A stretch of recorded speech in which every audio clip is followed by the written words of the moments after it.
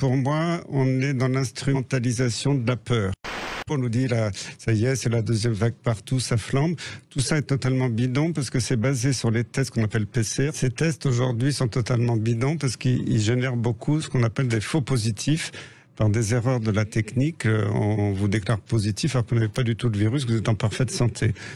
Ce qui compte dans les statistiques, on pourra y revenir après, c'est le nombre d'hospitalisations et le nombre de décès. C'est ça. C'est la seule chose qui compte dans une épidémie. Ces tests bidons, c'est uniquement, si le ministre dit on va faire 1 million, on va faire 2 millions, 3 millions, il pourra tripler l'épidémie de façon totalement artificielle avec des gens qui sont pas du tout malades. Oui. Ça, c'est de la politique, c'est pas de la médecine, c'est pas de la science.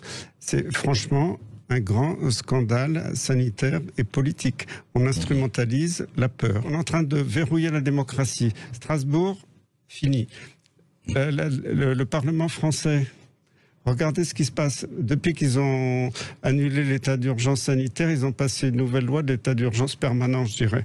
Donc maintenant, le gouvernement peut prendre toute décision sans demander l'avis des députés, prendre des décisions liberticides. Et moi, je suis paniqué pour la démocratie. Moi, je suis un amoureux de la France et de la démocratie.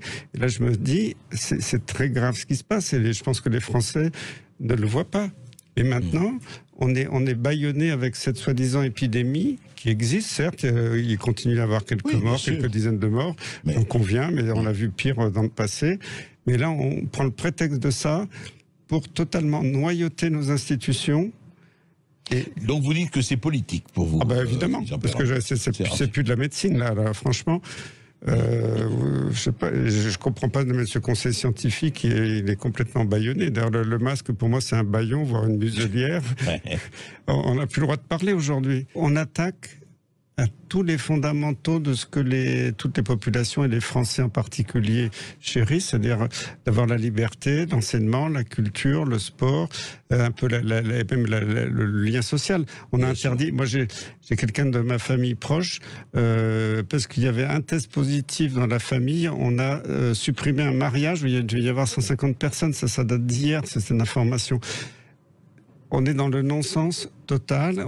C'est une attaque frontale contre le peuple. Et je pense que le peuple français doit se révolter parce qu'il n'y a pas la justification scientifique avec cette épidémie qui, certes, existe toujours un petit peu, mais qui n'est pas si dangereuse que ça. Je n'arrive pas à imaginer qu'il n'y ait pas un chef d'orchestre au niveau mondial quand on voit qu'en même temps, les plus grands journaux médicaux du monde, le Lancet, le New England Journal of Medicine, publient des choses fausses qui ont été instrumentalisées, qu'il y a eu toutes les sociétés savantes de beaucoup de pays qui ont été sous influence, qui ont désinformé les gouvernements.